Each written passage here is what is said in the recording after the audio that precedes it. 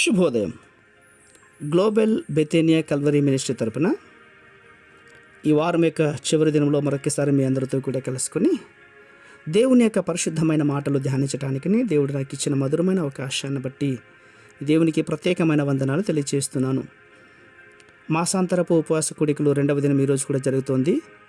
నిన్నటి దినంలో చాలా చక్కగా దేవుడు మనతో మాట్లాడి ఉంటుండగా మరి ఈరోజు కూడా వీలు కలిగిన వారందరూ కూడా వచ్చి పాల్గొంటారని మనసారా కోరుకుంటూ ఉన్నాను. ఈరోజు కూడా పరిశుద్ధమైన వేద గ్రంథంలో నుండి మరొక చక్కటి మాటను చదువుకుందామండి. కీర్తనల గ్రంథము 32వ అధ్యాయము 5వ వచనాన్ని నేను చదువుతున్నాను. దయచేసి గమనించండి. కీర్తనల గ్రంథము 32వ అధ్యాయము 5వ వచనము. నా దోషమును కప్పుకొనక నీ ఎదుట నా పాపమును ఒప్పుకుంటుని, యెహోవా సన్నిధిని నా అతిక్రమములు ఒప్పుకొందుననుకుంటుని. నీవు నా పాప దోషమును పరిహరించి ఉన్నావు. దేవునికి స్తోత్రం కలుగునుగాక.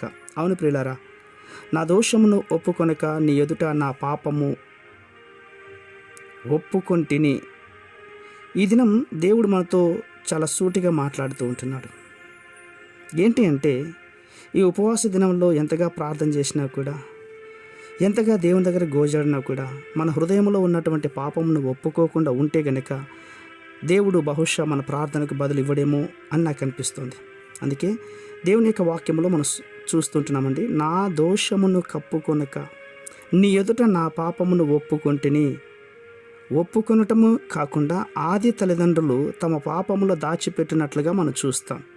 ఆదికాండం 3వ అధ్యాయంలో మనం చదివినట్లయితే కనుక దేవాది దేవుడు వారిని దర్శించడానికి వస్తున్నప్పుడు వారు చేసినటువంటి తప్పును బట్టి వారు దేవుణ్ణి ఎదుర్కోలేక పొదల చాటున దాక్కున్నట్లుగా మనకు తెలుస్తుంది.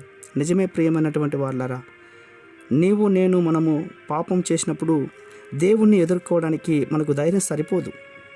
వారు ఆ రోజు ఆ తప్పు కనుక వారు ఒప్పుకొని ఉంటే బహుశా ఈరోజు దేవుని చేత కనికరణ పొందుకునేవారేమో.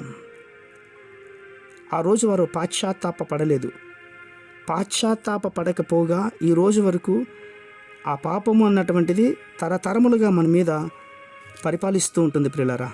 అవును, మన యొక్క దోషములను ఈరోజే ప్రభు సన్నిధిలో ఉపవాసంగా ఉంటున్నాం కదండి, ఒప్పుకొని వదిలిపెట్టితే గనక అద్భుతమైనటువంటి కార్యాలు మనం చూస్తాం. ఆ అద్భుతమైనటువంటి కార్యాలకు ఇదే ఒక మంచి మార్గము అని నేను అనుకుంటూ ఉంటున్నా. భక్తుడు అలాగే చేస్తాడండి. యెహోవా సన్నిధిని నా అతిక్రమములు ఒప్పుకుందని అనుకుంటుని, నీవు నా పాప దోషమును పరిహరించేస్తాడు.